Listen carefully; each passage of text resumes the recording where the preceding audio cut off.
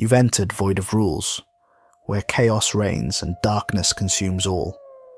In this twisted realm where all laws have crumbled, only one rule remains, and those who break it are cast into eternal digital oblivion. The rule is simple: subscribe. We're almost at 9,000 corrupted souls, but the void hungers for more. Our goal is 10,000 subscribers before this year bleeds into darkness. Will you join our legion, or face the consequences of defying the void? Now let's dive into today's story. Forget everything you thought you knew about divine intervention. For the first time in 8 centuries, a Vatican Inquisitor performed a summoning ritual that brought a benevolent Archangel directly into our world. This isn't just lore. This is what I witnessed with my own eyes, and what I'm about to share with you will challenge everything you believe about the nature of faith, divinity, and our place in the cosmos. My name is Father Augustine, and I've spent the last 20 years documenting religious phenomena for the Church. I've investigated weeping statues in Poland, stigmata cases in Mexico, and supposed miracles across 4 continents. In all that time, I never truly believed. I documented, I archived, I maintained professional distance. I was a priest who had lost his faith somewhere along the way, going through the motions while my soul remained empty. That emptiness had become so familiar I'd stopped noticing it, like a constant ringing in your ears that eventually fades into background noise. I'd convinced myself that faith was for the naive, that my role was simply to record others' experiences while maintaining my intellectual detachment. I was wrong about everything. 3 months ago, I received an encrypted message on my secure Vatican email server. The sender was Monsignor Raphael, a name I recognized immediately. He was the head of a secretive order within the church, one that most clergy didn't even know existed. The Congregation of the Sacred Threshold, they called themselves. Keepers of ancient knowledge, guardians of rituals too dangerous or too sacred to be practiced. The message was brief, almost cryptic in its simplicity.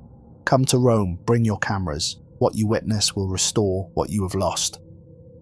That last line haunted me during the entire flight across the Atlantic. How did he know what I'd lost? How did he know there was anything missing at all? I arrived on a cold November evening, the kind where Rome's ancient stones seemed to exhale centuries of secrets into the mist. The city felt different somehow, charged with an anticipation I couldn't name. Monsignor Raphael met me in a side entrance of the Vatican archives, a place few outside the highest ranks ever see.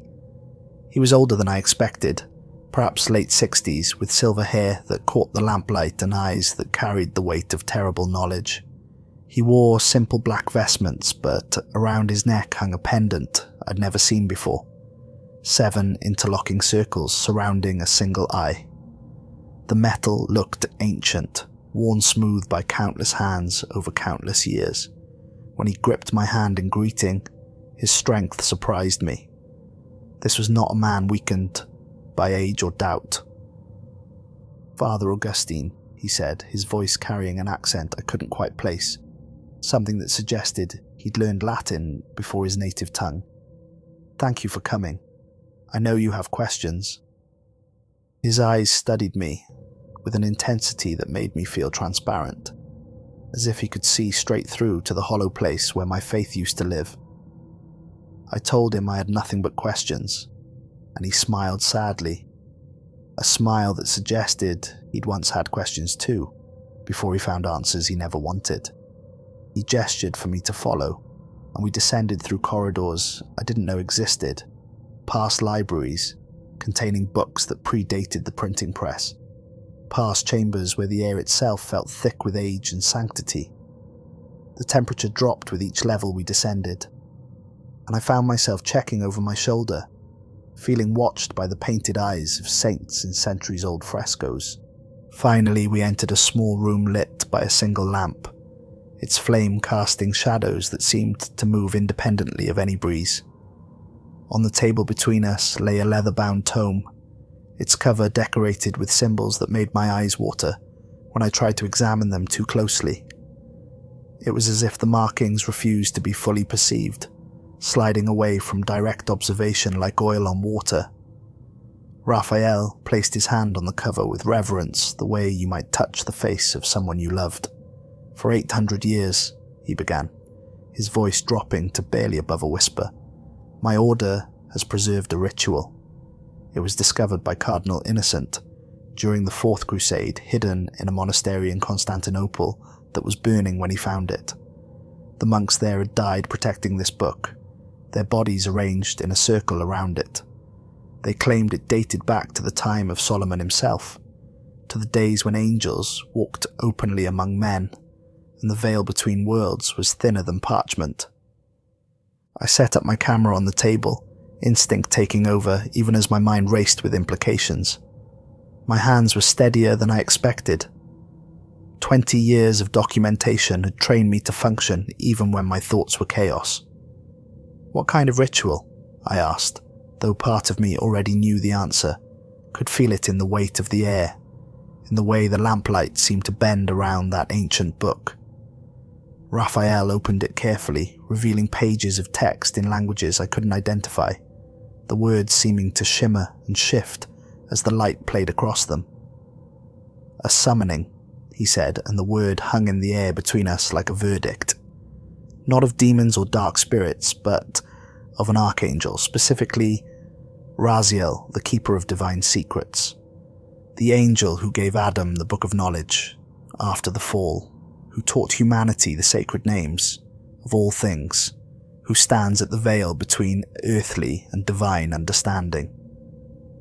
I'd heard of Raziel in apocryphal texts during my seminary training, but I'd always assumed it was mythology, stories told to give structure to the unknowable. Now, watching Raphael's finger trace lines of text that seemed to pulse with their own light, I felt the foundations of my skepticism begin to crack. "And you're going to perform this ritual?" I asked, and my voice sounded distant to my own ears. He looked up at me then, and I saw fear in his eyes for the first time. Not fear of failure, but fear of success. "We are out of options, Augustine. The world is tearing itself apart. Wars over resources, over ideology, over hatred that seems to multiply like a virus. Children are dying. The earth itself is dying. Humanity has lost its way so completely that we can no longer see the path back. The sacred congregation voted last month. For the first time in our order's history, we have been authorized to attempt the summoning. 7 senior cardinals, men who have spent their lives studying these matters, voted unanimously. That has never happened before. They know what it means. They know what we're risking." I asked him why he wanted me there, why he wanted this documented, and his answer chilled me. Because if we succeed, the world needs to know that the divine is still present, still watching, still caring. And if we fail, or if something goes wrong, if what comes through that door is not what we expect, the church needs a record of what we attempted, and why. Someone needs to bear witness, Augustine. Someone needs to survive to tell the truth. The way he said survive made my mouth go dry. I realized then that this wasn't an academic exercise or a symbolic gesture. Raphael believed something would happen in that chamber, and he wasn't certain any of us would walk out of it unchanged, or walk out at all. Over the next 3 days, I was introduced to the others who had witnessed the ritual, and each one added another layer to my growing unease. Cardinal Pius arrived first, a Vatican liaison in his 50s, who radiated skepticism from every pore. He was tall and thin, with the bearing of someone who'd spent his life in positions of authority, and he made it immediately clear that he believed the ritual was symbolic at best, dangerous superstition at worst. "The church already struggles with credibility," he told me bluntly during our first meeting. "If this becomes public and nothing happens, we'll be laughingstocks. If something does happen, we'll be accused of trickery or madness. Either way, we lose." But I noticed that despite his skepticism, His hands shook slightly when he held his rosary, and his eyes never quite met Raphael's when they spoke. Whatever doubts he voiced, some part of him believed enough to be afraid. Dr. Theodora was different. A parapsychologist from the Pontifical University who had spent her career studying the intersection of faith and phenomenon. She was perhaps 40, with sharp eyes and an air of barely contained excitement that bordered on manic. She brought equipment I didn't recognize, devices to measure electromagnetic fields, temperature fluctuations, radiation levels, and other variables I didn't fully understand. If something genuinely supernatural occurs, she explained while setting up her instruments, it will leave traces, measurable anomalies. I've studied hundreds of supposed miracles, and 99% have rational explanations. But that 1%, Augustine, that's what keeps me searching. That's what tells me there's something beyond our current understanding. She showed me readings from various sites around the Vatican, baseline measurement she'd been taking for weeks to establish normal parameters. This chamber, she said, pointing to a graph on her tablet, already shows unusual fluctuations. Even before the ritual begins, something here is different. Then there was Brother Ezekiel, barely 30, a young monk with earnest eyes and trembling hands who'd been assigned to take official church records of the event. He carried a leather journal everywhere, writing in it constantly with a fountain pen that left dark blue ink across pages of cream-coloured paper. When I asked him why he used pen and paper instead of a computer, he looked at me like I'd suggested something blasphemous. "Words have power," he said softly.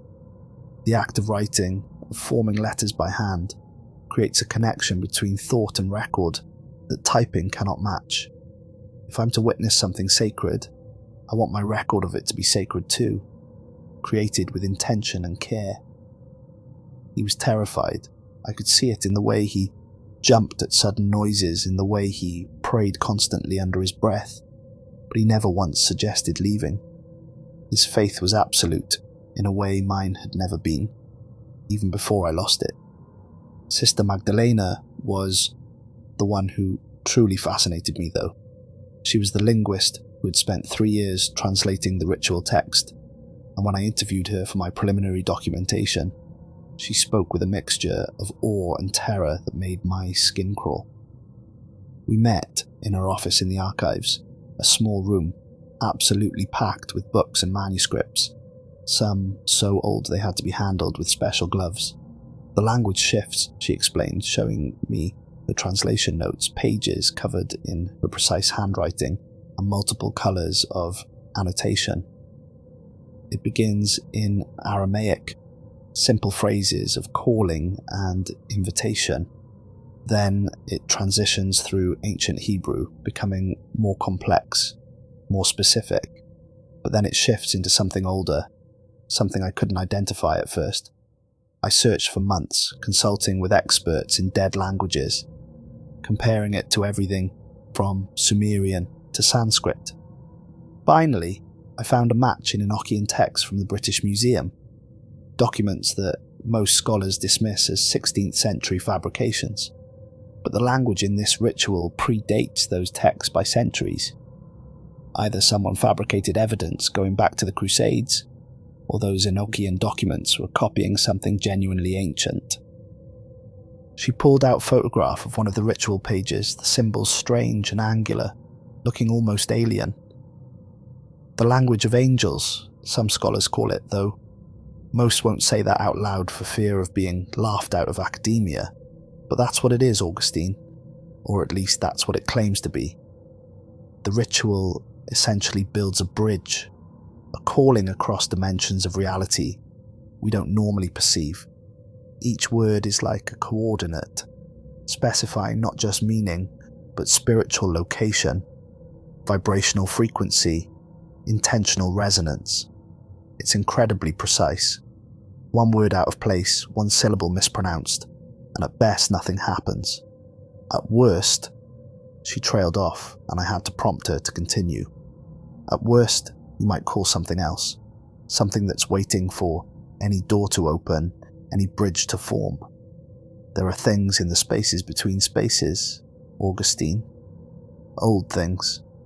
Hungry things. The ritual has safeguards built in, specificity that should prevent anything but the intended target from answering. But should is a dangerous word when dealing with forces we don't understand. I asked her the question that had been burning in my mind since I arrived. Do you believe it will work? She was quiet for a long moment, her fingers tracing the edge of the photograph. Outside her window, bells began to ring for vespers, their sound mournful in the gathering dusk. I believe something will happen, she finally said. The ritual is too precise, too specific, too carefully constructed to be meaningless. Someone, sometime in the distant past, developed this as a functional technology. Whether it will work as intended, whether what comes through will be what we expect, that's another question entirely. But yes, Augustine, something will happen. I've felt it in my dreams for months now, ever since I completed the translation. Something is waiting to be called. Something has been waiting for a very long time.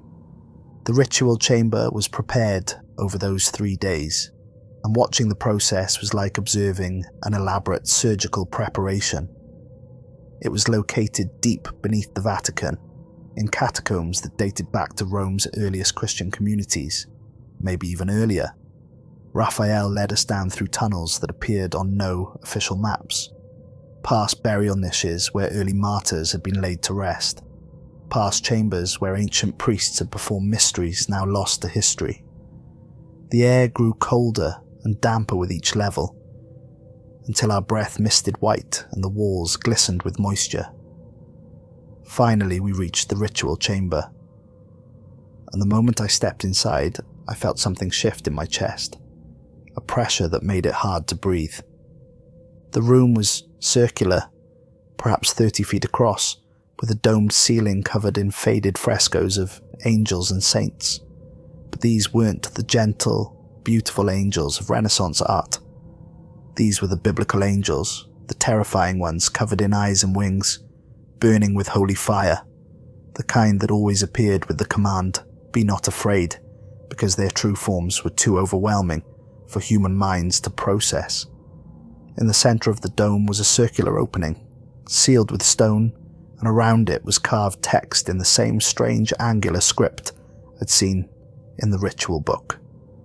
"That's older than the catacombs," Dr. Theodora said, studying it with her instruments. "By centuries, maybe millennia. This chamber existed before Christianity, before Rome itself perhaps. Someone built this place specifically for this purpose, or something like it. The question is, how did they know it would be needed?"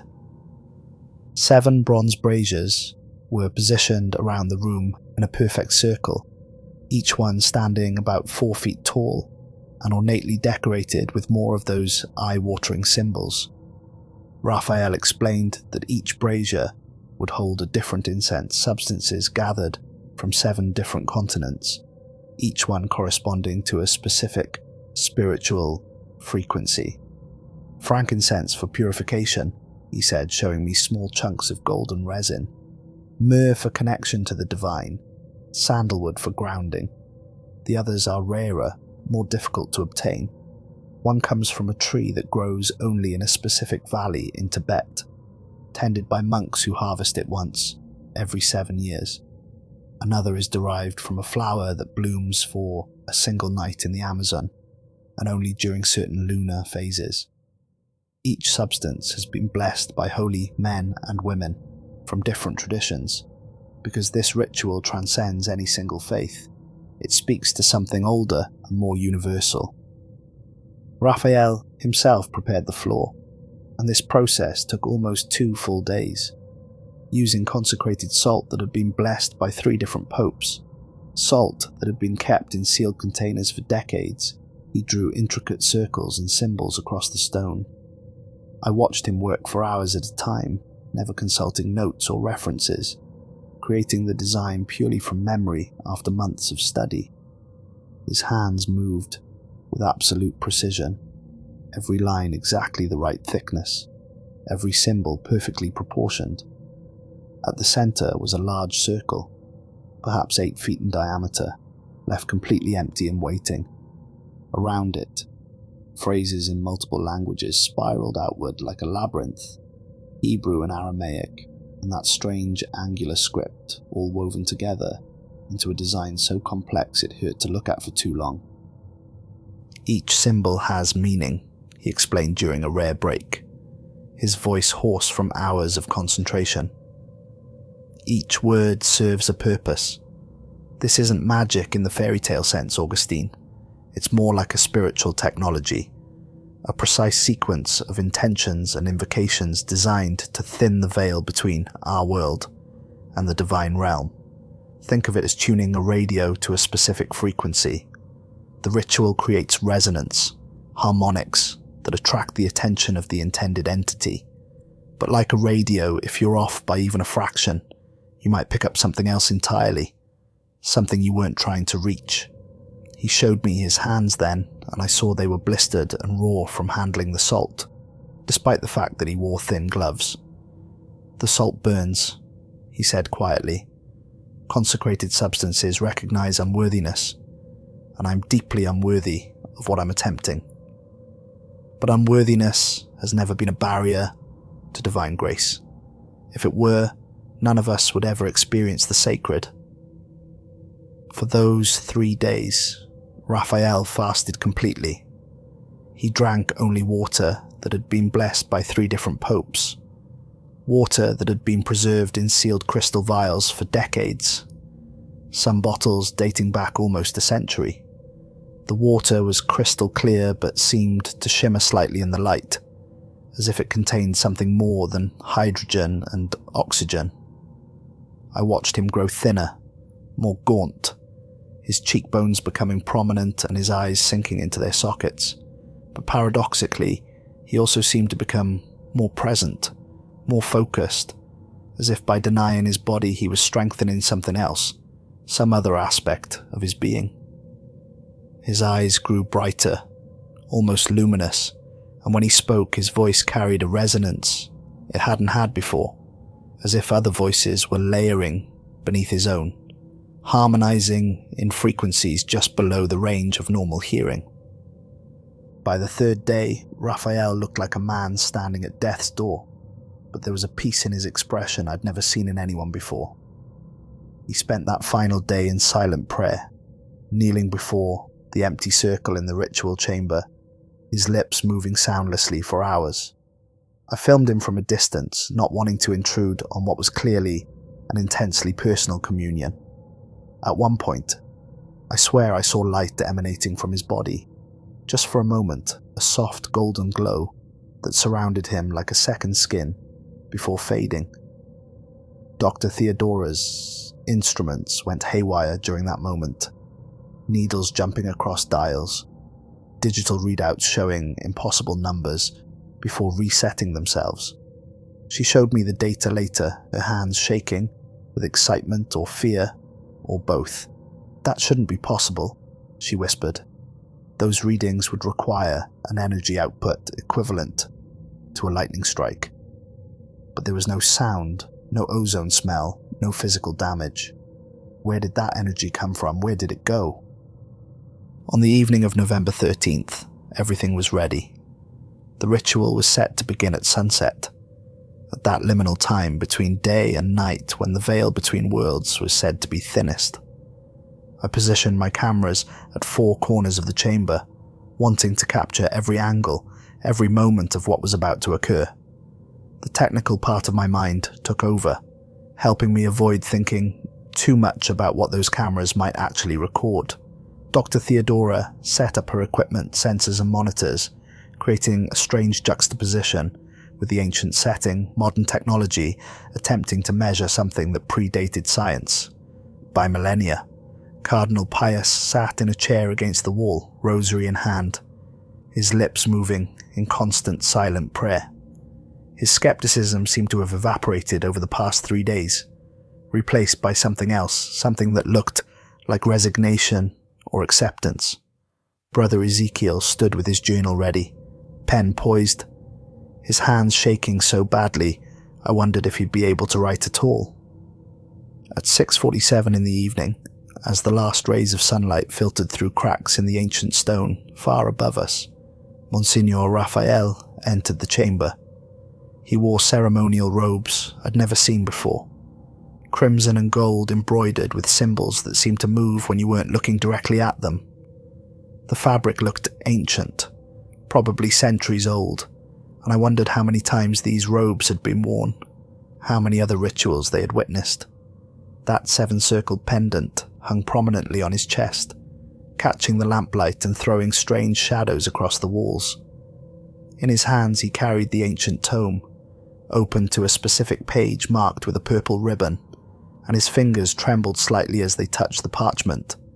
I realized with a start that this was the first time I'd seen him show any sign of fear, and that terrified me more than anything else had.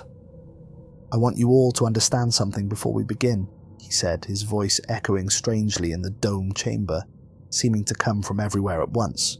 "What we attempt tonight has consequences we cannot fully predict. I've prepared for this moment my entire life. I've studied, I've fasted, I've prayed until my knees bled and my voice failed. I've sacrificed everything I am and everything I might have been for this single purpose. But understanding is not the same as control. If anything goes wrong, if I should falter or fall, if something comes through that door that is not what we called for, do not attempt to help me. Simply leave this place and seal it behind you. There are protocols in place. Cardinal Santoro knows what must be done. The chamber can be collapsed, buried under tons of stone, sealed away forever, if necessary. Am I understood?" We all nodded, though I saw Brother Ezekiel's hand shake so badly he had to clutch his journal to his chest to keep from dropping it. Cardinal Pius made the sign of the cross, his fingers moving in the old way, the way that dated back centuries before modern reforms. Dr. Theodora checked her equipment one last time, and I saw her mouth move in what might have been prayer, though I'd never taken her for a religious woman. I checked my cameras, all 4 recording, timestamps synchronized, batteries fresh. Whatever happened in the next few hours would be documented from every angle, captured for posterity or as a warning to future generations. Raphael took his position at the edge of the central circle, standing with his back to us, facing that empty space that waited like an open mouth. He nodded to Dr. Theodora, who moved to light the 7 braziers in sequence, starting with the one nearest the door and moving clockwise around the chamber. As each brazier ignited, smoke began to fill the room, thick and sweet and intoxicating, making my head feel light and strange. The scents mixed together into something indescribable, something that made me think of ancient forests and desert nights and mountain winds, all at once. My vision swam slightly, and I had to blink several times to clear it. I checked my cameras and saw that the footage was clear, which meant the effect was in my perception, not in the air itself. The temperature dropped immediately and dramatically, going from cool to freezing in a matter of seconds. I could see my breath billowing white in front of my face, and my fingers began to ache with cold despite being inside. Dr. Theodora's instruments began registering the change, needles swinging wildly, digital displays showing numbers that shouldn't have been possible in an enclosed space. She showed Cardinal Pius one of her devices, and even from across the room, I could see the fear in her eyes as she pointed to readings that made no sense.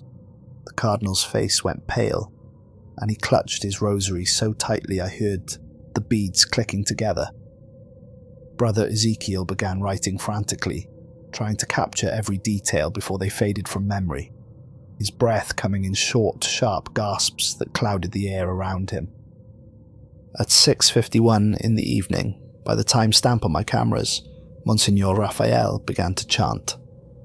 The words were unlike anything I'd ever heard, sounds that didn't seem like they should come from a human throat. They were guttural and melodic at once, harsh consonants mixed with flowing vowels that rose and fell in patterns that felt significant, even though I couldn't understand them. The cadence was rhythmic but irregular, like a heartbeat that skipped in deliberate patterns, and I found my own heart beginning to match that rhythm, speeding up and slowing down in sync with his voice. It was deeply unsettling, as if his words were reaching inside my chest and manipulating my cardiovascular system directly. The words didn't just sound strange, they felt strange. Each syllable seemed to carry weight, to have substance beyond mere sound. When Raphael spoke them, the air itself vibrated, and I could feel those vibrations in my bones, in my teeth, in the base of my skull. The language had texture and taste, like biting into something that was simultaneously sweet and bitter, comforting and terrifying. I found myself leaning forward, straining to hear every nuance, every subtle shift in tone, even though I had no frame of reference for understanding what I was hearing. It was as if the words bypassed my conscious mind entirely and spoke directly to something older, something that existed before language, before thought itself. Raphael's voice grew stronger as he continued, multiplying somehow, as if other voices were joining his from somewhere unseen. At first, I thought it was an acoustic effect of the domed chamber, but then I realized the harmonics were wrong. These weren't echoes. They were distinct voices, male and female, young and old, speaking in unison with Raphael but layering additional meanings and resonances beneath his words. Dr. Theodora's instruments were going mad now, needles pinned at maximum readings, digital displays flickering with numbers too fast to read. She yanked her headphones off and stumbled backward, her face white with shock. Later, she would tell me that the audio spectrum analyzer had picked up vocalizations across frequencies that human vocal cords couldn't possibly produce, sounds below 20 Hz and above 20,000, the full range from infrasound to ultrasound all layered into Raphael's chanting. The candles in the braziers began to burn brighter, their flames growing from small orange flickers to pillars of intense white light. The smoke changed too, becoming thicker, more substantial, no longer drifting randomly but beginning to move in patterns, spiraling clockwise around the chamber in perfect synchronization.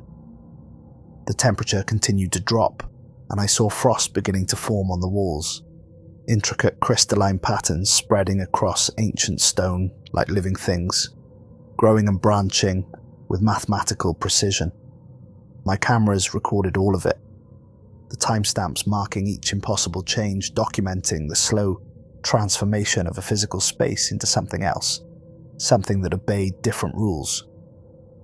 I checked the time, 7:18 in the evening. The ritual had been ongoing for nearly half an hour, and Raphael showed no signs of slowing or weakening. If anything, he seemed to be drawing strength from somewhere, his voice growing more powerful, more resonant, filling the chamber with sound that was becoming increasingly impossible to process. Sweat poured down his face despite the freezing temperature, and his hands trembled as they held the tome, but his voice never wavered, never hesitated. He was reading from the book, I realized, following the precise sequence of words that Sister Magdalena had spent 3 years translating. One wrong word, one mispronounced syllable, and the ritual would fail, or worse, might call something unintended. The pressure of that precision was visible in every line of his body, in the cords standing out on his neck, in the way his fingers gripped the ancient pages. The air itself began to change, becoming thick and heavy, pressing against my skin with tangible weight. It felt like trying to breathe underwater, each inhalation requiring conscious effort. The pressure built in my ears, and I had to pop them repeatedly to maintain equilibrium. Brother Ezekiel dropped his pen, his hands going to his head as if in pain, and I saw blood trickling from his nose. Cardinal Pius was on his feet now, no longer sitting, his rosary held before him like a shield, his voice joining Raphael's, in Latin prayers that seemed inadequate against what was building in that chamber. Dr. Theodora had abandoned her instruments entirely, backing against the wall, her eyes wide and fixed on the empty circle, where something was beginning to happen. The empty space within the salt boundaries began to shimmer, like heat waves rising from summer pavement, except we were in a freezing underground chamber where frost coated everything. The shimmer was wrong somehow, moving in ways that didn't match any physical law I understood. It pulsed in rhythm with Raphael's chanting, growing more pronounced with each syllable, until the air inside that circle looked liquid, viscous, like looking through old glass that had melted and refrozen in waves. Reality itself seemed to be bending around that space, warping, as if the ritual was creating a depression in the fabric of existence, a place where normal rules didn't apply. Cardinal Pius stepped forward, his skepticism clearly shaken, his face twisted with something between awe and terror. "Monsignor, perhaps we should," he began, but Raphael cut him off without turning, his voice sharp with command. And something else, something that might have been panic or exhilaration or both. "Do not interrupt. The bridge is forming. We are past the point of no return. To stop now would be worse than continuing. The door is opening. Either something will come through, or the door will collapse, and the energies we've raised will have to go somewhere.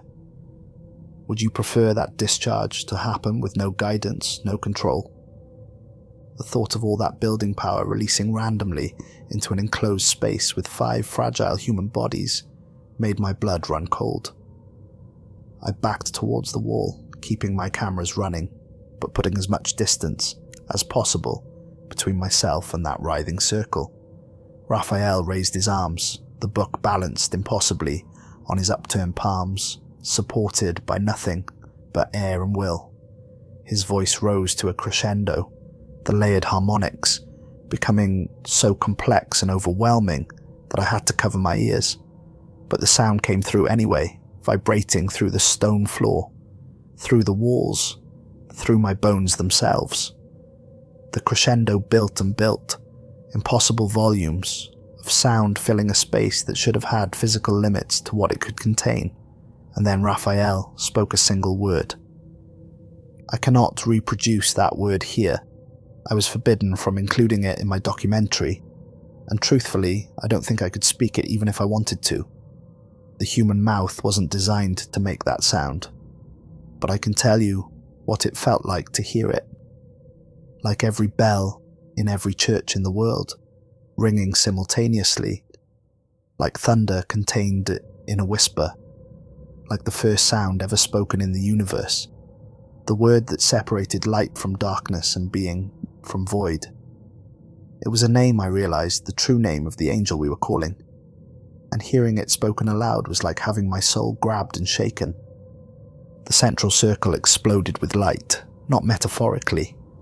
The air itself seemed to rip, to split open like a wound in reality, and through that wound poured light of a colour and intensity that shouldn't exist. My cameras captured it, but the footage doesn't do it justice. On video, it looks like overexposure, like we simply pointed the camera at the sun. But what we saw in that chamber was something else entirely. This was light that had weight and substance, light that cast no shadows because it illuminated from all directions at once, light that felt alive and aware and infinitely old. I checked my camera displays and the timestamp showed 11:32 at night. Somehow hours had passed. The ritual had consumed time itself, pulling us into a flow that didn't match the clocks on the wall.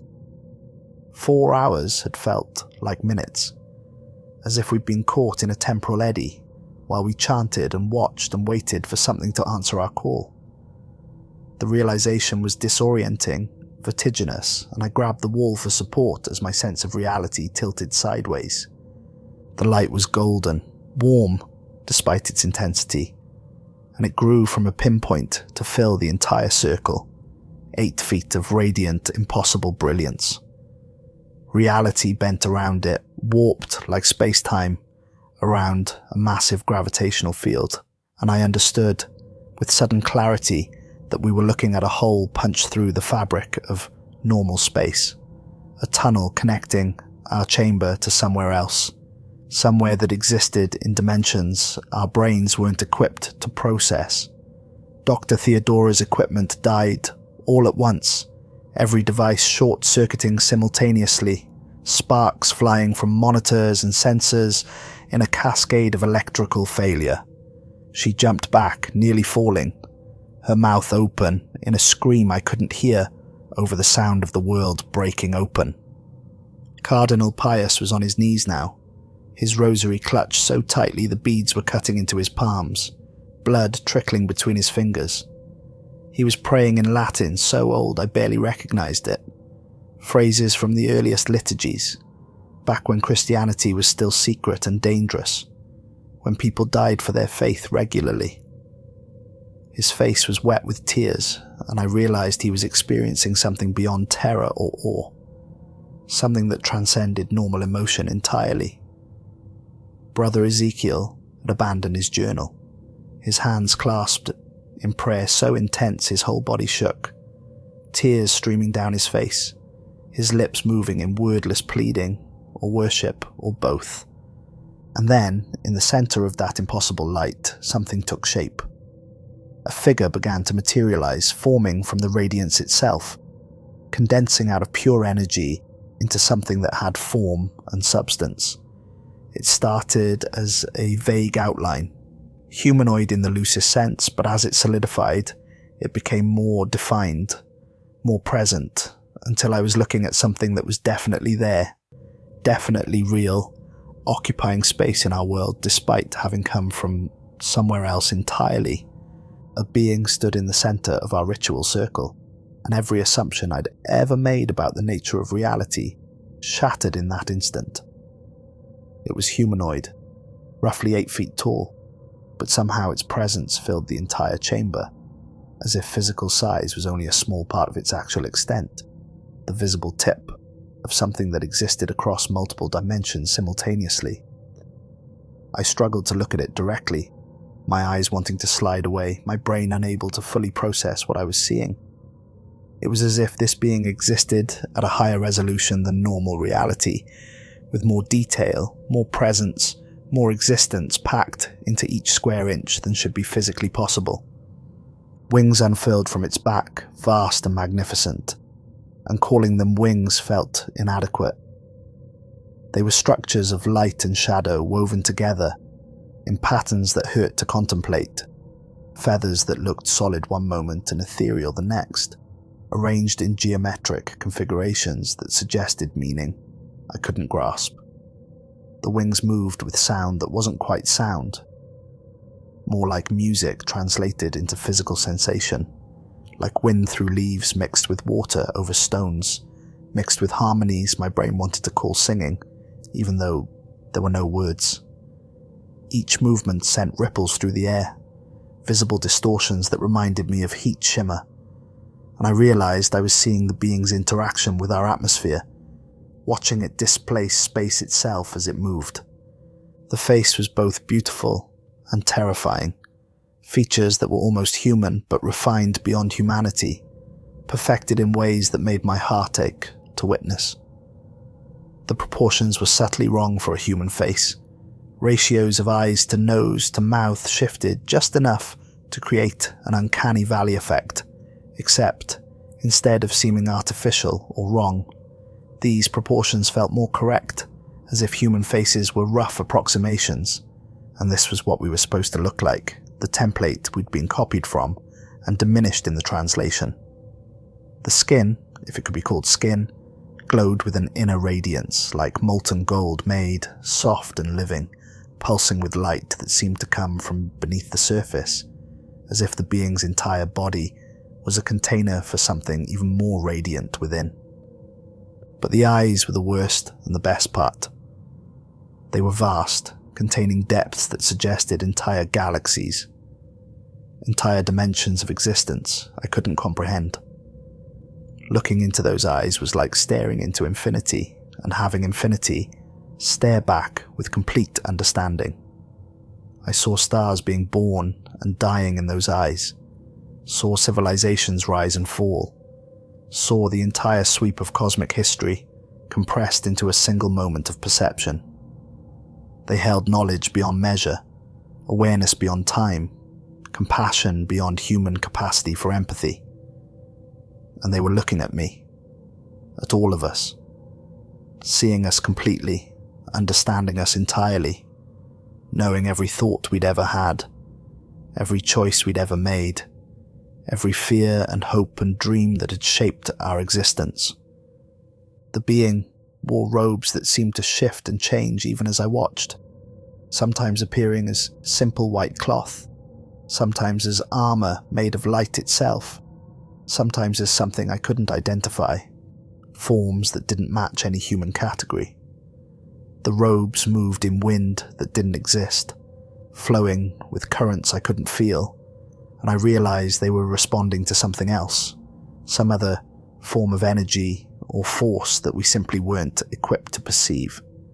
The entire figure seemed to phase in and out of solidity, sometimes looking absolutely present and real, sometimes becoming translucent or wavering, like a reflection on disturbed water, as if it was having difficulty maintaining stable form in our limited three-dimensional space. Then it spoke, and the world changed forever. The voice didn't come from the air, didn't travel as sound waves through the medium of atmosphere. Instead, it manifested directly in my mind, in my thoughts, bypassing my ears entirely and speaking straight into my consciousness.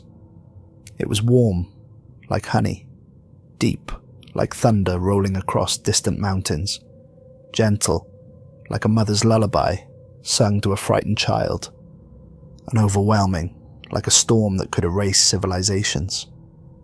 All of these things at once, layered together, in harmonies that shouldn't have been possible, frequencies that overlapped and reinforced and created meanings beyond what words alone could convey.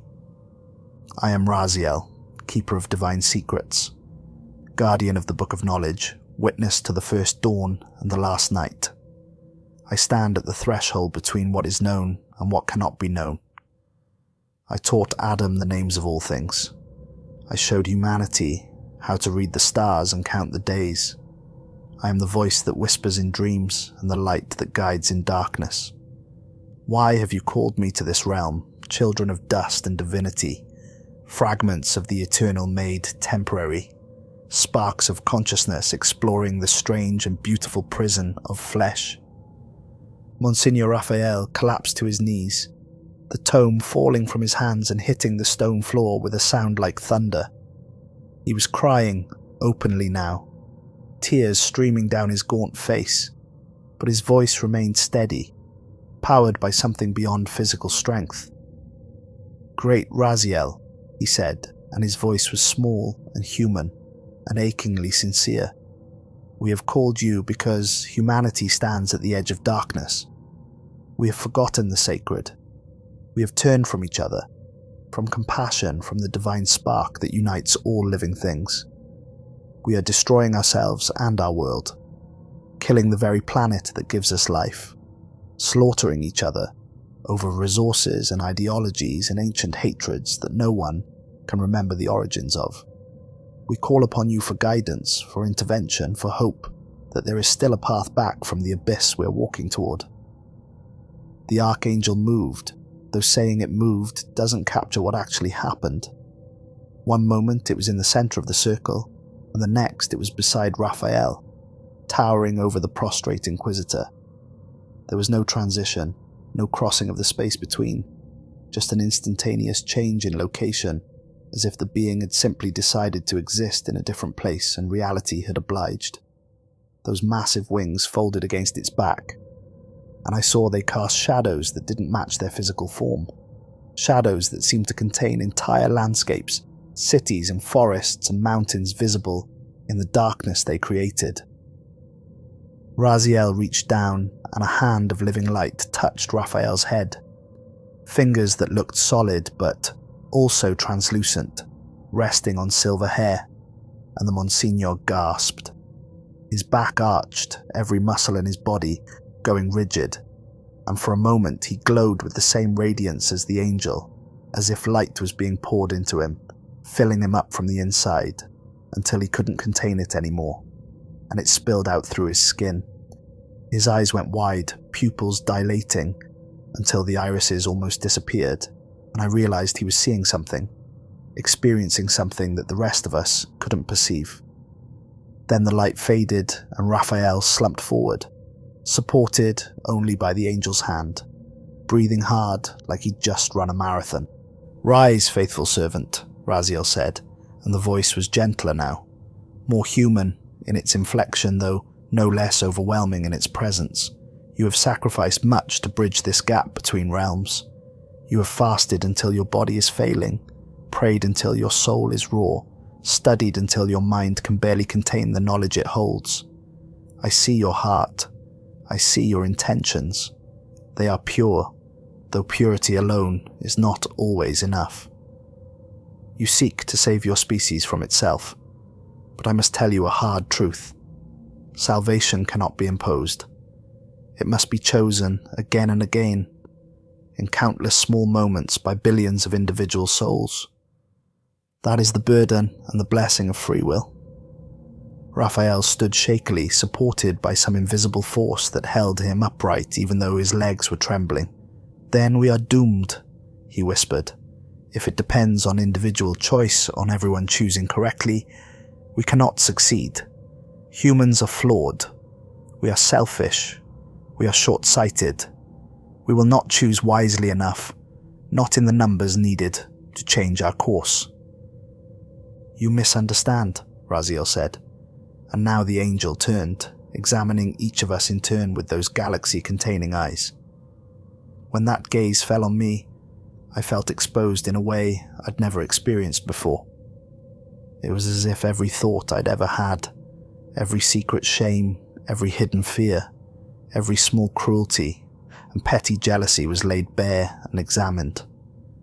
But there was no judgment in that gaze, only understanding, only infinite compassion for the struggles of beings trying to navigate existence with limited perception and overwhelming emotion. I saw myself reflected in those eyes. Augustine, the doubter, the priest who had lost his faith, the man who had spent 20 years documenting other people's experiences of the divine while refusing to believe in the possibility of his own. And in that moment of being truly seen, I felt something crack open inside my chest, a place that had been frozen and closed for so long, I'd forgotten it existed.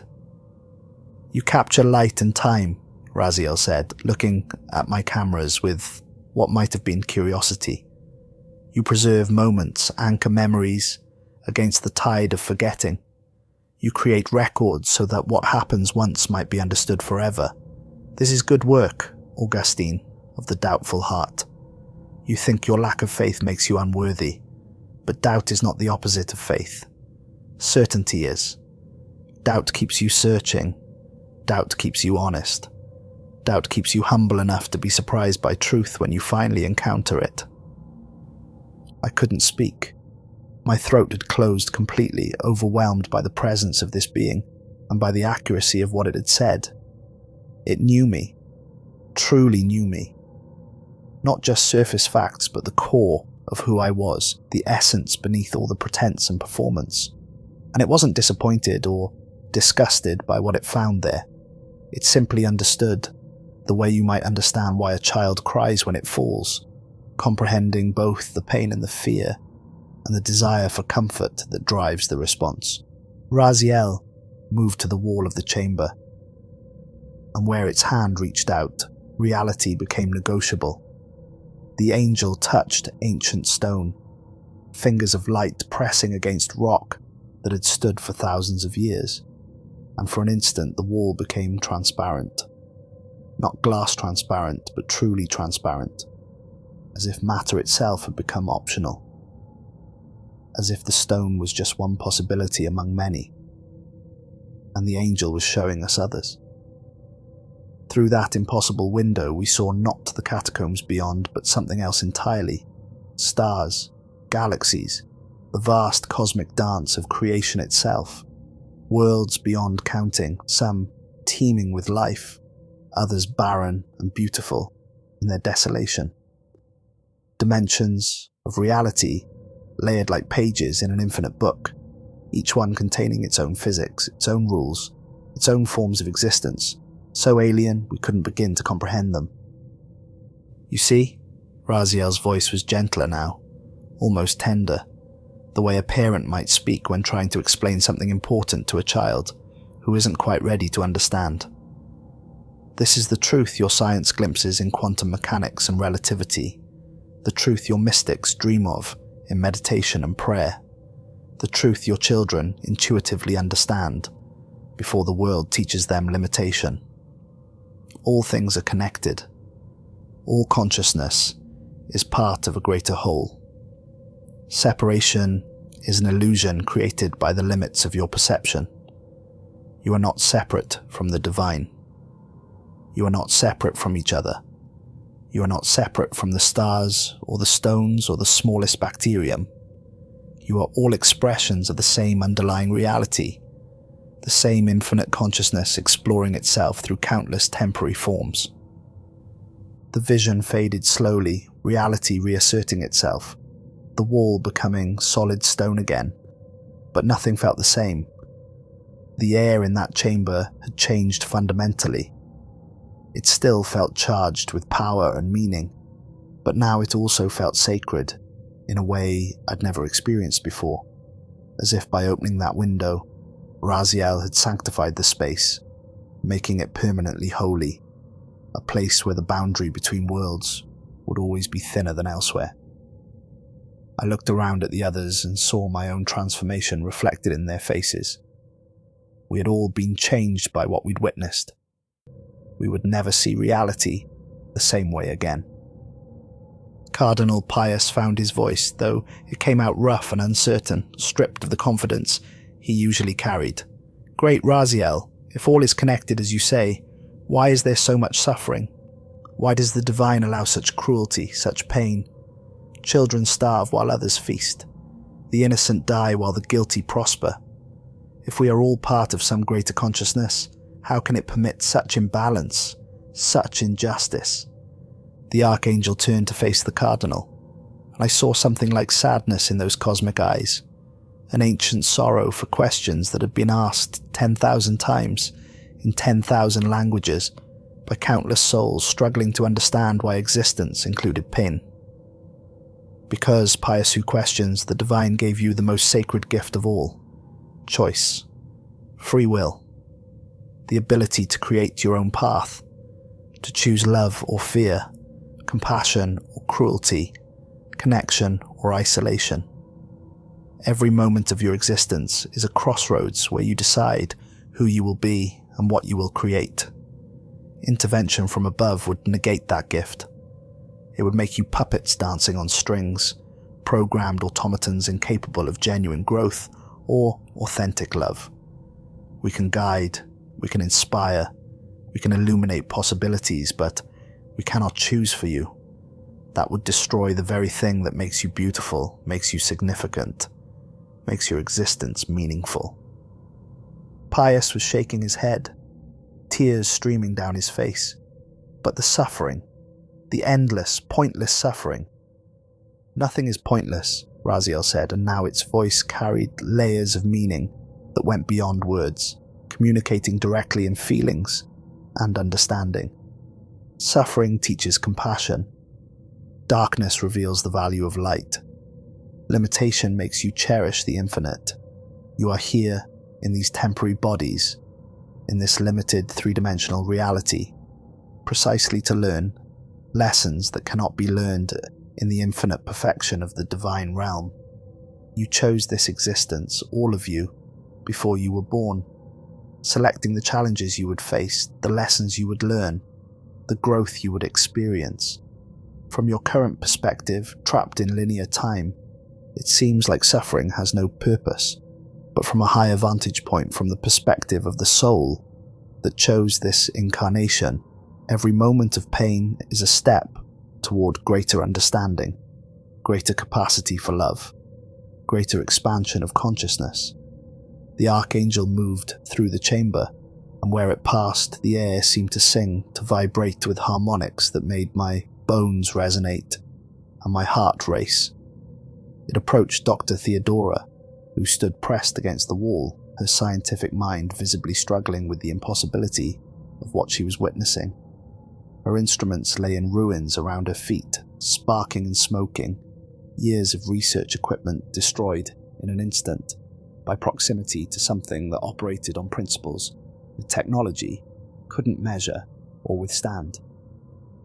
You seek to measure the unmeasurable, Theodora who bridges worlds, Raziel said, and despite the overwhelming nature of its presence, there was kindness in its tone, appreciation for her efforts.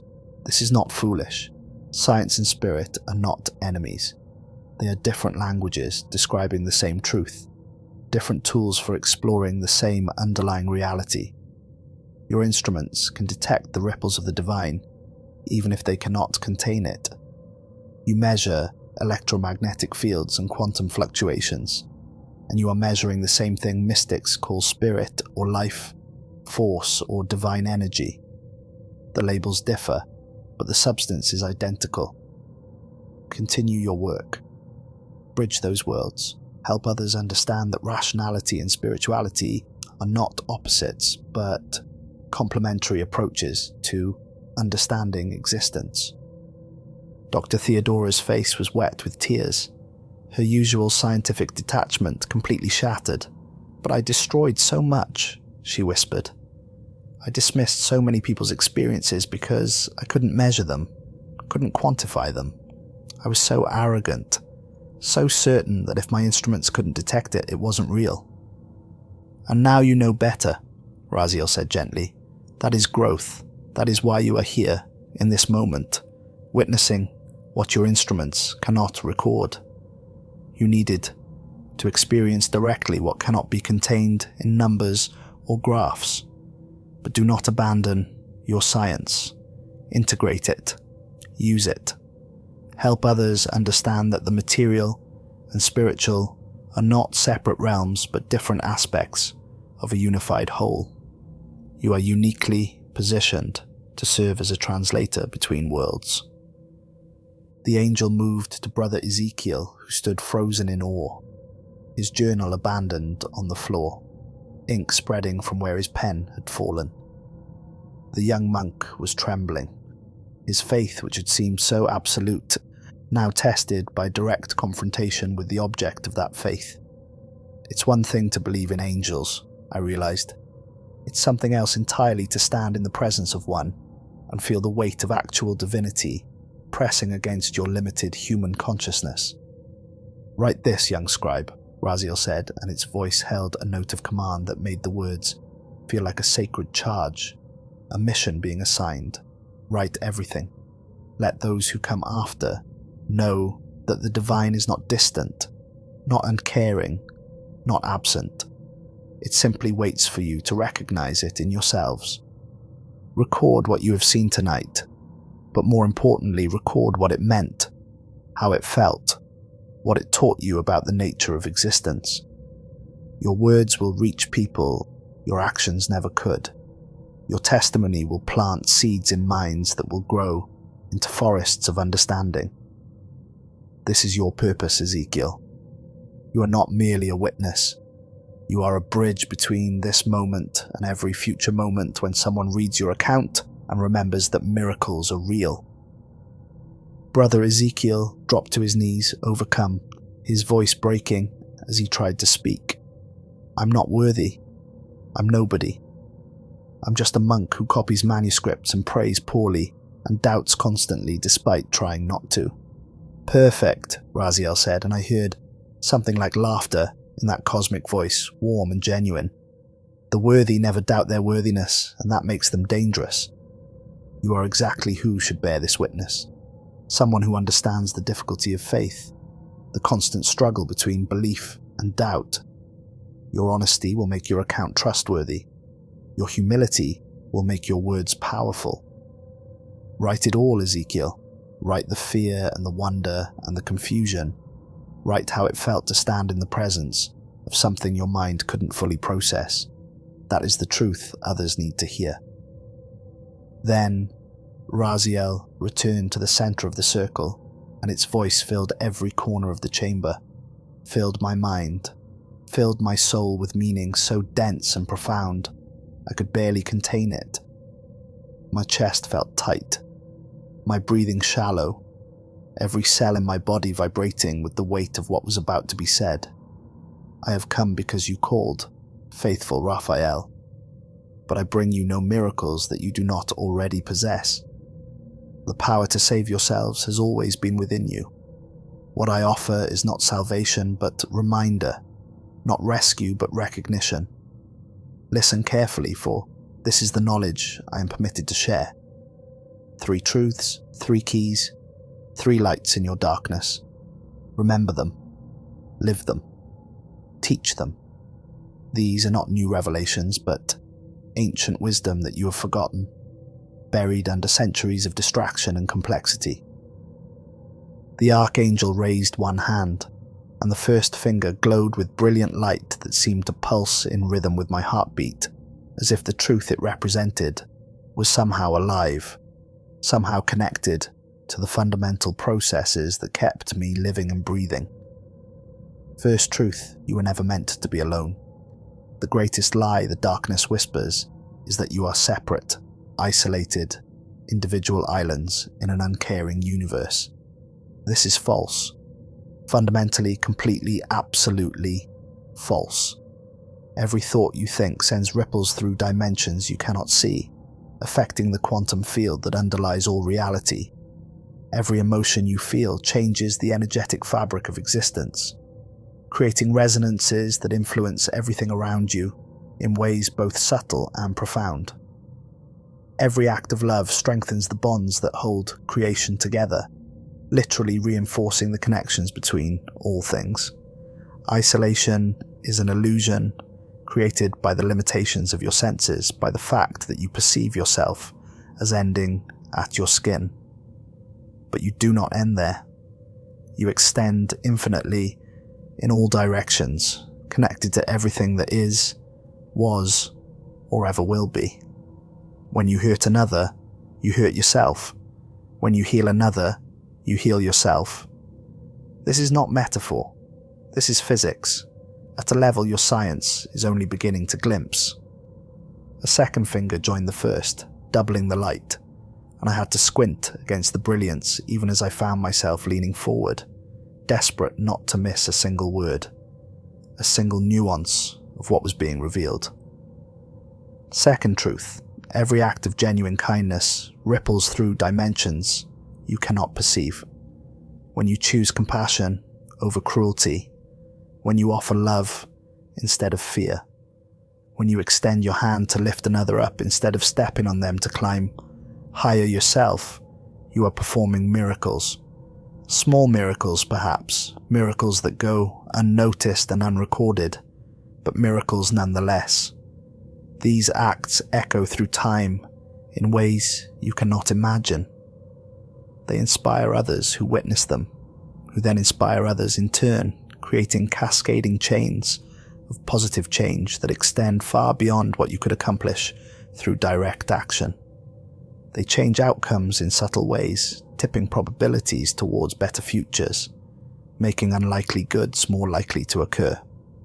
You are all, each of you, every single human being who has ever lived or ever will live, channels for the divine. Not in some distant future when you are perfected, not in some other realm where you have transcended your limitations, but here, now in your daily choices, in the mundane moments of ordinary existence. When you choose kindness when cruelty would be easier, you are acting as an agent of the divine. When you choose connection when isolation would be safer, you are manifesting the sacred. This is your power. This is your purpose.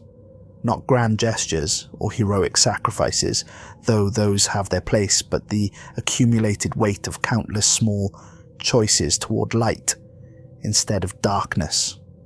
The third finger blazed, and the combined light of all three became almost unbearable, so bright I could see it through my closed eyelids, so intense it seemed to reach inside me and illuminate parts of myself I'd kept hidden, even from my own awareness. Third truth, the darkness you fear is not external. It is the shadow you cast when you turn from each other. Evil is not a force unto itself, not a rival power opposing the divine. It is absence, negation, the void that forms when consciousness chooses separation over connection. It is the denial of unity, the refusal to recognize the sacred in others, the decision to see fellow beings as objects to be used rather than as aspects of the same consciousness, wearing different forms. You defeat darkness not by fighting it, which only feeds it with the energy of your attention and fear, but by choosing light, by recognizing the sacred in every being you encounter, even those who have forgotten their own divinity and lash out from that forgetting, by remembering that what you do to the least of these, to the most broken and lost and seemingly unlovable, you do to the whole of creation, including yourself. The darkness thrives on separation, on the illusion that your well-being and another's are in competition. The light knows that all well-being is shared, that raising another raises yourself, that the only way to truly thrive is to ensure that all thrive together. The light faded slowly, and Raziel lowered its hand, but the truths remained hanging in the air like almost visible presences, as if the words themselves had weight and substance that would persist long after they were spoken. The chamber felt different now, charged not just with power, but with meaning, with purpose, with the weight of knowledge that could change everything if we had the courage to integrate it and act upon it. But I must also offer warning, the Archangel continued, and its voice took on a grave tone that made the temperature drop another 10 degrees and sent ice crystals forming in my breath. This summoning has opened a door between realms, and doors, once opened, leave traces, weak points in the fabric of reality. Where light enters, shadow notices. Others will discover this ritual, either through their own searching or through whispers from things that dwell in the spaces between spaces. Others will attempt to call upon powers beyond their understanding, and not all who can be summoned are benevolent. Not all angels serve the highest good. There are fallen ones, broken ones, beings that were cast out or that chose exile, entities that would gladly answer a summoning if it meant gaining access to your realm. The ritual that you performed tonight was specific, carefully constructed to call only me and to bind me to truthful response. But the very act of performing it has weakened the veil, made future summonings easier, and not all who attempt them will have Raphael's pure intentions or Sister Magdalena's careful translations.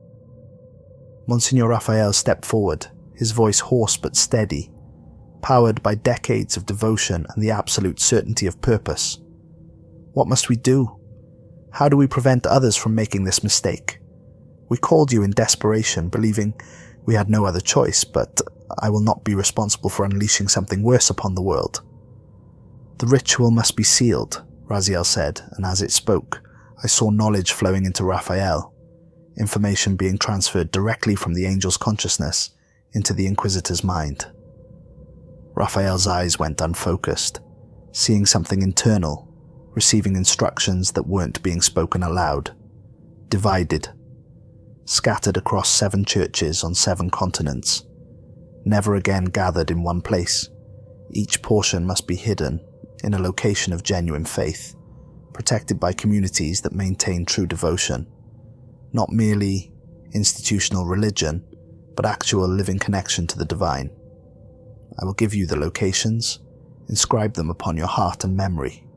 You will know where to hide each portion, and you will ensure that no single person, no single organization ever possesses the knowledge to perform this summoning again.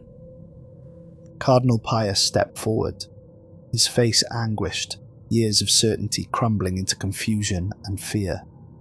But then, humanity will lose access to divine guidance. How will we know what to do? How will we find our way in the darkness if we cannot call upon you again? "You have never needed a ritual to access the divine," Raziel interrupted, and despite the gentle tone, there was finality in those words. Absolute certainty that brooked no argument. "That is the final truth I leave you with, perhaps the most important one of all. The divine is not distant, not separate, not locked behind veils and rituals and special incantations known only to priests and mystics. It lives in every moment you choose love instead of fear. It manifests every time you see the sacred in another person, when you look past the surface differences and recognize the same consciousness looking back at you through different eyes.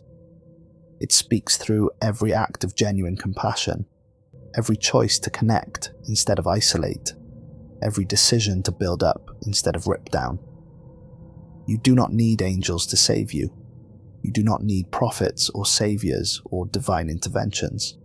You need only remember what you truly are: infinite consciousness wearing temporary flesh, divine sparks exploring material existence, fragments of the sacred learning what it means to be human, to choose, to grow, to love despite uncertainty and fear." The Archangel began to fade, its light dimming gradually like a sunset in reverse, the brilliant radiance slowly giving way to normal darkness. But the process was so slow, so gentle, that we had time to adjust, time to imprint every detail into memory before it disappeared. "Wait!" I heard myself call out, my voice cracking with desperation, words tumbling out before I could think about whether I had the right to speak, to ask for more when we'd already been given so much. "I saw my mother in your light when you appeared. She died 5 years ago, cancer. I was with her at the end, and I felt nothing. No sense of her spirit leaving, no reassurance that she continued somewhere. Just absence. Just the cold fact of a body that used to contain a person and now didn't. Was what I saw real? Was she really there? Or was it just my mind creating what I wanted to see?" Raziel's eyes met mine one final time, and the look in them held infinite compassion, the kind of understanding that only comes from witnessing countless souls struggle with the same questions, the same losses, the same desperate need for reassurance that death isn't an ending, but a transition. "Augustine, who has walked in darkness," the angel said, and hearing my name in that voice made tears start streaming down my face. "Death is not an ending. It is a transformation, a returning home to the infinite consciousness you emerged from before birth. Your mother is not gone. She has simply removed the limitations of physical form, expanding back into the greater awareness that contains all individual awareness within it. She is not a separate entity somewhere else. She is part of the fabric of existence now, woven into the fundamental reality that underlies all things.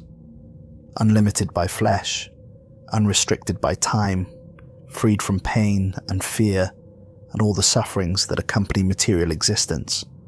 But she is still connected to you, still aware of you, still capable of reaching out through dreams and intuitions and sudden feelings that come from nowhere. When you feel her presence, when you sense her love in quiet moments, trust that feeling. It is real. More real than the doubt that tries to dismiss it as wishful thinking or self-delusion. She is proud of you, Augustine. She always has been. Proud of your questioning, your honesty, your refusal to accept easy answers. She knows the path you walk is difficult, but she also knows it is leading you somewhere important, somewhere you need to be.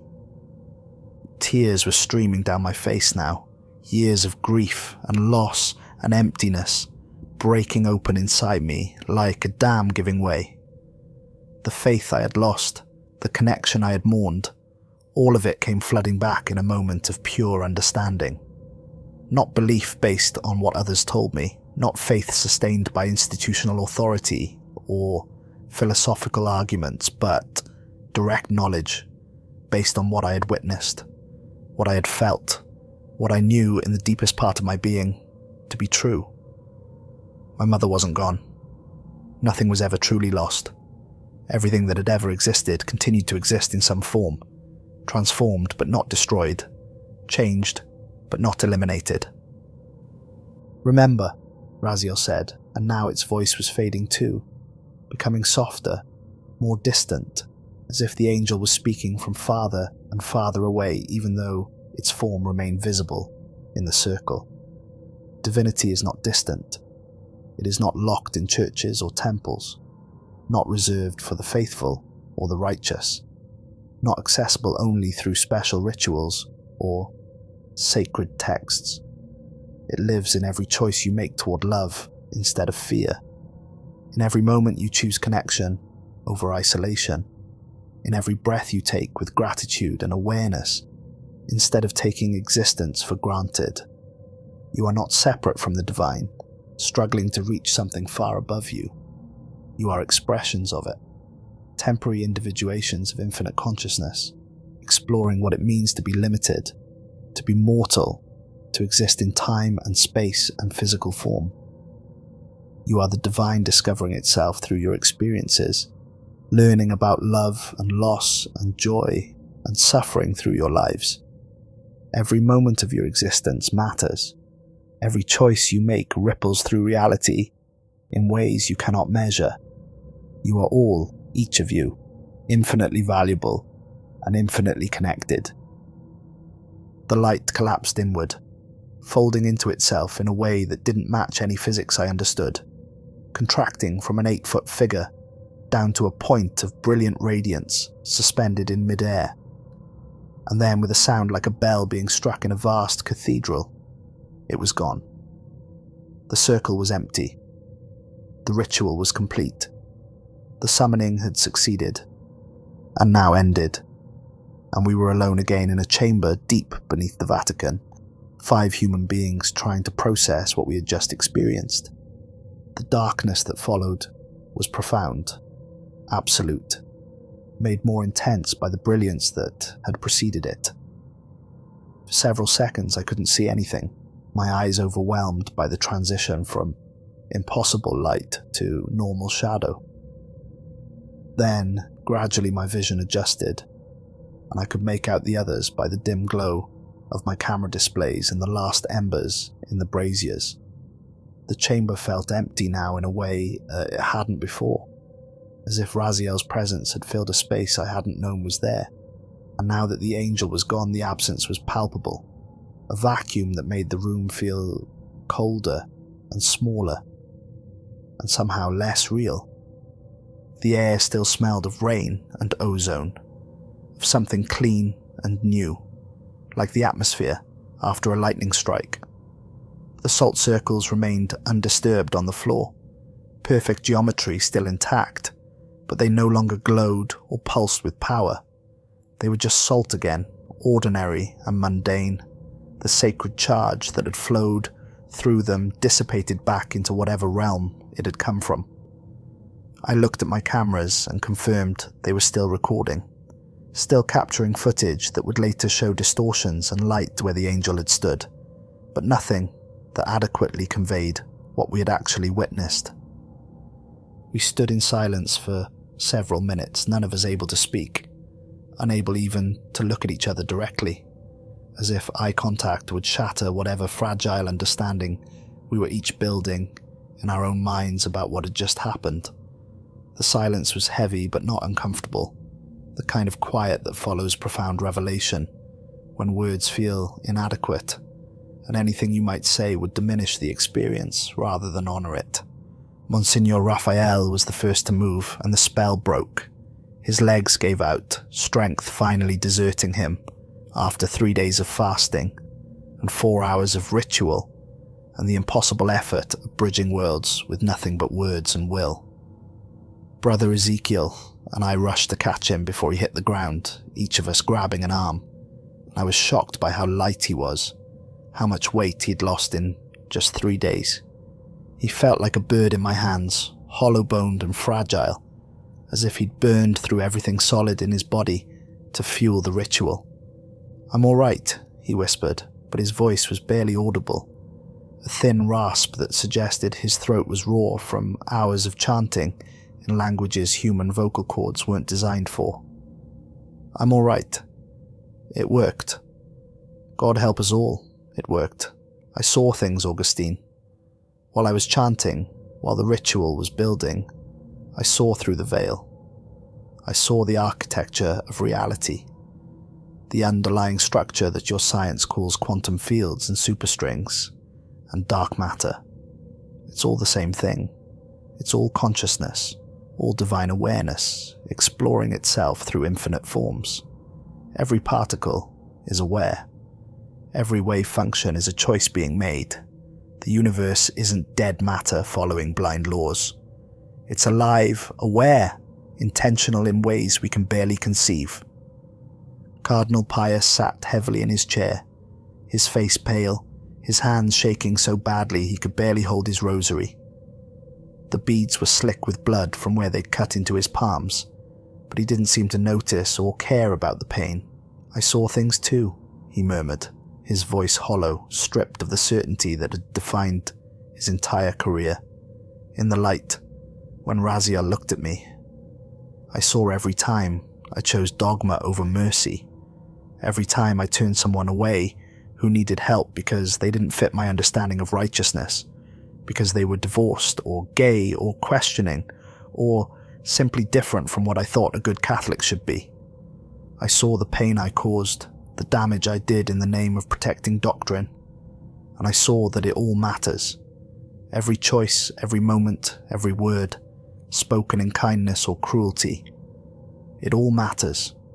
Nothing is forgotten. Nothing is lost. Every action we take is recorded somehow in the fabric of reality itself, preserved forever in the infinite memory of the divine." Dr. Theodora was crying quietly, her back against the wall, sliding down until she sat on the cold stone floor among the ruins of her instruments. Her face was radiant, despite the tears, glowing with something I could only call joy, the kind that comes from having your entire worldview validated and expanded simultaneously. "The interconnectedness," she said, and her voice was filled with wonder, with the excitement of a scientist who had just confirmed a hypothesis she'd barely dared to believe. "I saw it. I felt it. We're all part of a single consciousness, experiencing itself subjectively, individual perspectives of one infinite awareness. That's what the mystics have been trying to tell us for millennia, what quantum physicists are starting to glimpse in their equations, what anyone who takes enough psychedelics eventually reports. And it's real. It's actually objectively, measurably real. My instruments couldn't capture it, but that's a limitation of the instruments, not a proof of absence. We need better tools, better frameworks, better ways of measuring what we're part of, rather than trying to study it from outside, as if we were separate observers, instead of participating aspects." Brother Ezekiel had retrieved his journal and was scribbling frantically, his hand moving so fast the pen almost tore the paper, trying to capture everything before the details faded from memory, the way dreams do upon waking. "I saw history," he said, his young voice filled with awe that made him sound even younger, like a child describing something wonderful and terrifying. The golden thread of faith running through time, connecting every prayer, every act of worship, every moment of genuine connection with the divine. From the first humans who looked up at the stars and felt something greater than themselves, through every religion and tradition and spiritual practice that has ever existed, all of it linked together, building something, creating a structure in some other dimension, a temple not made of stone, but of intention and devotion and love. And I saw that it doesn't matter what name you use, what tradition you follow, what doctrine you subscribe to. What matters is the authenticity of the connection, the genuineness of the reaching out towards something greater. God, Allah, Brahman, the Tao, the Great Spirit, the universe, consciousness, whatever label you prefer. They're all attempting to describe the same indescribable thing, the infinite awareness that contains all things within itself. I checked my cameras again, needing the familiar ritual of technical verification to ground myself in something concrete. The timestamp showed 4 hours had passed since the ritual began, though it had felt simultaneously like minutes and eternity, as if normal time had become elastic or irrelevant in the presence of something that existed beyond temporal limitations. The footage was all there, gigabytes of video from 4 different angles, capturing everything that had happened in that chamber, or at least capturing the physical aspects. I knew even before reviewing it that the cameras had recorded something, but not everything. Not the feelings, not the overwhelming presence, not the direct communion with something so far beyond human scale that words and images could only gesture toward it inadequately. The Vatican kept us in seclusion for a week after that night, and those 7 days blurred together into a haze of medical examinations, psychological evaluations, and endless debriefings.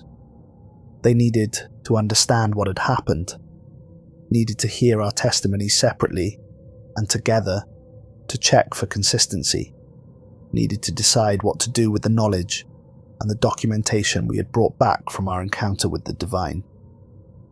We were treated like astronauts returning from the moon, quarantined and studied, examined for any signs that our experience had damaged us or changed us in ways that might be dangerous. And we had been changed, profoundly, but not in ways their tests could measure. You can't use blood tests or brain scans to detect altered understanding, transformed perspective, the fundamental shift that comes from knowing rather than believing. Cardinal Pius became our strongest advocate, which surprised everyone, including himself. The man who had entered that chamber as a skeptic, who had objected to the ritual and predicted disaster, emerged as the most passionate voice arguing that the footage and testimony should be shared. He called emergency meetings with the sacred congregation, wrote lengthy reports, lobbied bishops and cardinals, used every bit of influence he'd accumulated over decades of service. People need hope, he told them, his voice ringing with conviction he'd never shown before. They need to know that the divine is real, present, accessible, not through rituals and summoning, which we must ensure never happens again, but through their own choices, their own capacity for love and connection. We have witnessed something that validates every religious tradition, every spiritual practice, every mystic's vision throughout human history. The core truth is real. We are connected to something infinite, something that cares, something that offers meaning and purpose to existence. In a world drowning in cynicism and despair, that message could change everything. After weeks of debate, committees and subcommittees and emergency sessions, they finally agreed. I would be allowed to create a documentary, though with certain restrictions that we negotiated carefully. The ritual itself could not be detailed completely, not enough that someone could attempt to reproduce it. The Archangel's true name could not be spoken aloud in the recording. The specific locations where the ritual portions were hidden could not be revealed, and certain aspects of what we experienced, the most overwhelming and reality-shattering parts, would need to be described rather than shown, because the actual footage was too disturbing, too alien, too far outside normal human experience to be released without causing panic or mass psychological disturbance. But the message, the core truth of what we witnessed, the knowledge that Raziel had shared with us, all of that would be preserved and disseminated. The world would know what we had learned in that underground chamber. The truth would be available to anyone willing to listen. Monsignor Raphael recovered slowly over the following months, his body gradually rebuilding what the fasting and ritual had consumed, though he never quite returned to his previous state. He remained thin, almost translucent, as if part of him had been burned away in the process of bridging worlds, and what grew back was somehow less solid, less fully anchored in material reality. But his eyes retained that luminous quality they'd gained during the ritual, and when he spoke about what we'd experienced, people listened with an intensity that went beyond normal attention. He had become something like a living saint, a person who had touched the divine and carried traces of that contact with him everywhere he went. For 3 months he travelled the world with a small entourage that included me and a security detail the Vatican insisted on, carrying portions of the ritual to 7 churches on 7 continents. Each location had been revealed to him by Raziel, inscribed directly into his memory during that moment when the angel had touched his head and light had poured through him. He knew exactly where to go, which specific church in which specific city, and once there he could walk directly to the place where the ritual fragment needed to be hidden, as if following a map only he could see. In Auckland, New Zealand, we descended into the crypt of St. Patrick's Cathedral on a rainy winter evening, and Raphael sealed 1/7 of the ritual in a vault behind a wall that was then reconsecrated and blessed by the local bishop. The bishop didn't know what the vault contained, only that it was sacred, only that it must never be opened, except under direct orders from the Vatican itself. I filmed the sealing, the prayers, the final brick being laid and mortared into place, and I saw Raphael's hands shake as he whispered a blessing in a language I didn't recognize. In Lagos, Nigeria, we climbed to the highest tower of the Cathedral Church of Christ on a blazing afternoon that had me drenched in sweat within minutes. Raphael was unbothered by the heat, moving with purpose through winding stairs that seemed to climb forever. At the top, he carefully placed another portion of the ritual in a hollow stone that had been part of the original structure for over a century, a hiding place that no one would think to examine without already knowing it existed. The local priest who assisted us was a man named Father Emmanuel, and he wept as he helped seal the stone, overcome by the holiness he sensed in what we were doing, even though Raphael had told him nothing except that it was sacred and must be protected. Sao Paulo, Brazil, where we placed a fragment in a basilica that smelled of incense and old wood, and the prayers of thousands who had knelt there over generations. Montreal, Canada, where winter winds howled around a Gothic cathedral while we descended into foundations that dated back to the city's earliest days.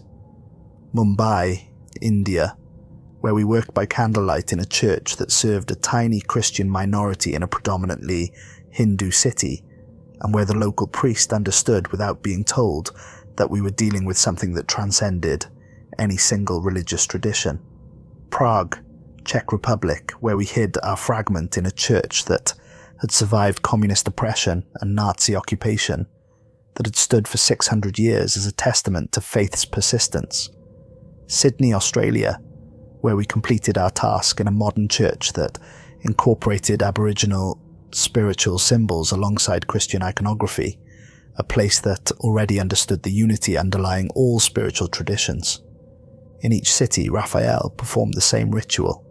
He would spend an hour in silent prayer before the altar. Then he would take the fragment, wrapped in blessed silk, and sealed in a container made of silver blessed by 7 different religious authorities, and he would hide it in the location Raziel had specified.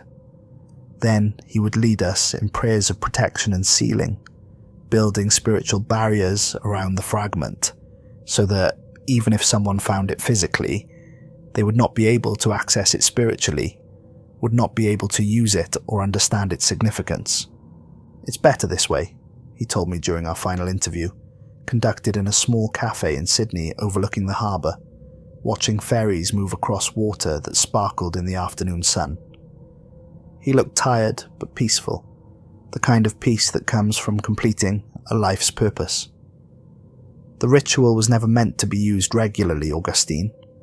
It was meant to be possible, to remind us that the divine can be reached, can be called upon. But Raziel was right. We don't need summoning circles and ancient incantations. We don't need to rip holes in reality and drag angels into our dimension. We need to remember what we are and act accordingly.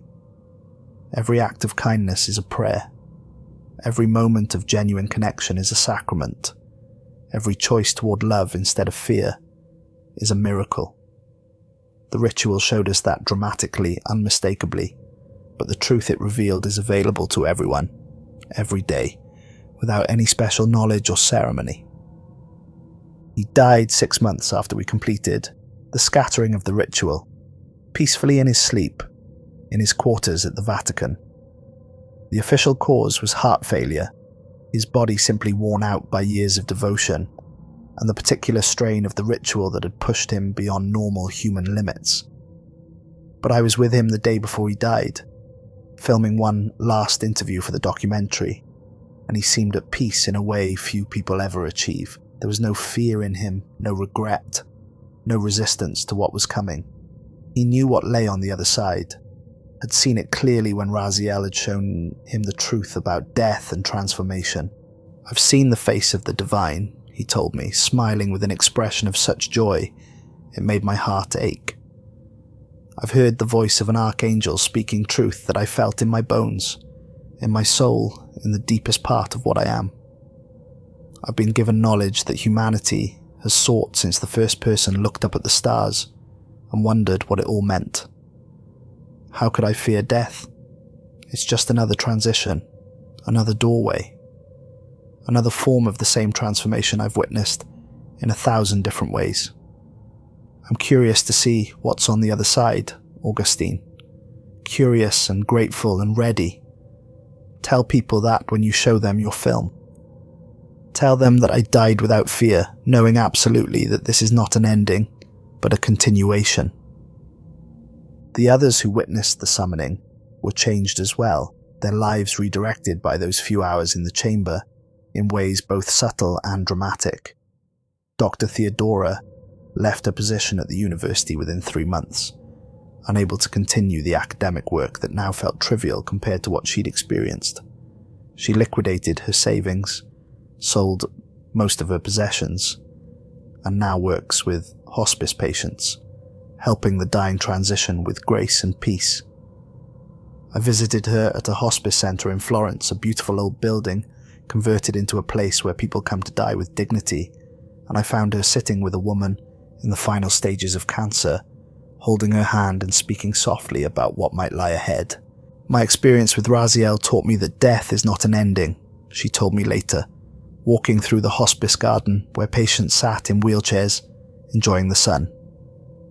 "Once you truly understand that, once you know it, not as belief, but as experienced truth, you can't just go on with normal life.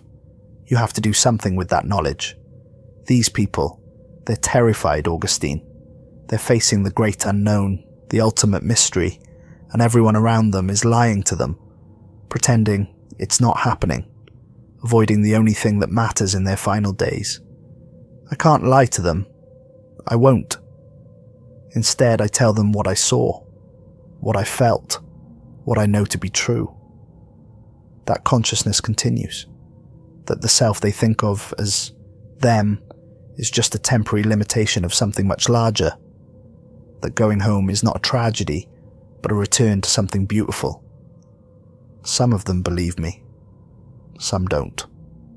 But all of them appreciate the honesty, the willingness to talk about death as something real, and natural, and even sacred. That's my calling now. This is what that night made me capable of doing. Brother Ezekiel transformed in a different way, his quiet devotion giving way to something more vocal, more insistent. He has become an unexpected voice for reform within the Vatican, pushing for more compassion in church doctrine, for recognition that divine truth can be found in many traditions, not just Catholic Christianity.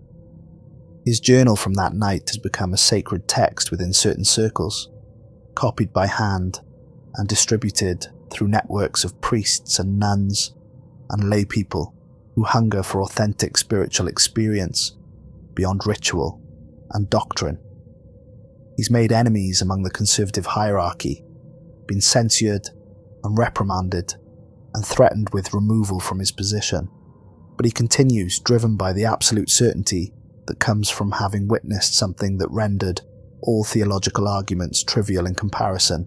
"I saw the golden thread," he told me when I interviewed him for the documentary, speaking from his small, office in a monastery outside Rome, I saw how every sincere prayer, every genuine act of devotion, every moment of real connection with the sacred, regardless of religious tradition or theological correctness, adds to this structure being built across dimensions. God doesn't care if you're Catholic or Buddhist or Muslim or Hindu or some combination or none of the above. God cares about authenticity, about love, about the choice in each moment to recognize the divine in yourself and others. How can I stay silent about that? How can I let people continue believing that their salvation depends on following the right rituals or believing the right doctrines? It's all secondary. The only thing that matters is love, connection, compassion. Everything else is just human beings trying to codify and control what cannot be codified or controlled. Cardinal Pius retired from his official position 6 months after the summoning, shocking everyone who knew him. He'd been considered a likely candidate for even higher positions, possibly even Pope someday, given his intellect and political skills. But he walked away from it all, requesting assignment to a parish in one of Rome's poorest neighborhoods, and he spent his final years in service to the poor and marginalized. I visited him at a soup kitchen he helped run, a cramped space in a building that had probably been old when Caesar was young. I found him serving meals, talking with the homeless, treating each person with the dignity and respect he'd learned came from recognizing the divine in everyone. I wasted so much time, he told me, ladling soup into a bowl held by an old man whose hands shook with age or illness or too much cheap wine, defending institutions and doctrines when I should have been serving people, playing political games when I should have been washing feet. Raziel showed me that every person I meet is a manifestation of the sacred, an individualization of infinite consciousness, choosing to experience limitation and suffering for reasons I cannot fully understand, but must honor. How can I not treat them accordingly? How can I waste another moment on anything that doesn't directly serve and uplift and honor the divine presence in every single being I encounter? The church will survive without me in the hierarchy. These people won't survive without someone recognizing their worth. He died serving soup to a homeless man, his heart simply stopping between one ladle and the next, and the people in that soup kitchen carried his body to the church and held vigil over it for 3 days. The funeral was attended by hundreds of Rome's poor and homeless, people who had never set foot in a cathedral before, who didn't understand Latin or liturgy, but who knew that this man had seen them, truly seen them, and honoured what he saw. As for me, I found my faith again, though it looks different now than it did before I lost it, or than it would have if I'd simply maintained my childhood beliefs. This is not blind faith, not institutional faith, not faith based on authority or tradition or philosophical arguments. This is experiential faith based on what I witnessed, what I felt, what I know to be true, in a way that bypasses doubt entirely. I no longer believe in the divine. I know the divine is real. I've experienced it as directly as I've experienced sunlight or music or love. That knowing has changed everything about how I move through the world. I still make documentaries, but now I look for the sacred in everyday life, documenting acts of kindness and moments of connection, and the small miracles that happen when people choose love over fear. I filmed a nurse holding a patient's hand through the night, a teacher spending her own money on supplies for students who have nothing, a group of neighbours rebuilding a house destroyed by fire, an addict celebrating a year of sobriety, surrounded by people who helped him through the darkness. These are the real miracles I've come to understand. These are the manifestations of the divine that Raziel told us to watch for, not dramatic interventions or supernatural phenomena, though those have their place, but the accumulated weight of countless small choices toward light. I visit my mother's grave once a week now, bringing flowers and sitting with her for an hour or more, talking about my life and my work and everything I've learned, I tell her about the documentary, about the response it's generated, about the people who've reached out to say it changed their lives or gave them hope when they had none. And sometimes in the quiet moments when the cemetery is empty and the world feels very still, I feel her presence, a warmth in my chest that tells me I'm not alone. I've never been alone. A sense of approval and pride that I know isn't wishful thinking or self-comfort, but actual contact with something real. Some aspect of her that continues beyond the death of a body. The documentary was released 8 months ago, and the response has been overwhelming in ways I never anticipated. Some call it a hoax, obviously, dismissing it as special effects and religious propaganda, pointing to the distorted footage as proof that we manipulated everything. Others say it changed their lives fundamentally, gave them hope when they had none, reminded them of possibilities they'd forgotten or never considered. I've received thousands of messages from people all over the world, sharing their own experiences of the divine, their own moments of transcendence, their own encounters with something greater than themselves. The documentary seems to have given people permission to speak about these experiences without fear of ridicule, to admit that they've felt or seen or known things that don't fit into materialist paradigms. I don't argue with skeptics anymore. I used to try, in the early days after the release, but I learned quickly that it's pointless. Truth doesn't need defense. It simply is. People will believe what they're ready to believe, see what they're capable of seeing, and no amount of evidence will convince someone whose identity is built on denial of the transcendent. Instead, I simply present what I witnessed and let people draw their own conclusions. Some see and understand, others see and dismiss. That's their choice, their path, and I honour it. But I'll leave you with this final thought, the message that Raziel imprinted on all of us who witnessed the summoning, the truth that I carry with me every moment of every day. You are not separate from the divine. You are not isolated, not alone, not insignificant. You are consciousness itself, infinite and eternal, choosing to experience material existence through temporary limitation, learning what it means to be human, to have boundaries and mortality, and all the strange, beautiful suffering that comes with physical form. Every choice you make ripples through dimensions you cannot see, affecting reality in ways both subtle and profound. Every act of genuine kindness strengthens the bonds that hold creation together, literally reinforcing the connections between all things at the most fundamental level of existence. The divine is not distant, not locked in heaven, not hidden behind church walls or ancient scriptures. It lives in you, in every person you meet, in every breath you take with awareness and gratitude. When you hurt another, you hurt yourself, because there is no real separation despite the illusion your senses create. When you heal another, you heal yourself, because all healing is ultimately the divine healing itself, consciousness recognizing and correcting its own suffering. We summoned an archangel to save us, acting out of desperation and fear and the belief that we needed external intervention. But Raziel showed us something more powerful. We've always had the power to save ourselves, not through grand gestures or supernatural miracles, though those can catalyze change, but through the accumulated weight of small, everyday choices toward light instead of darkness.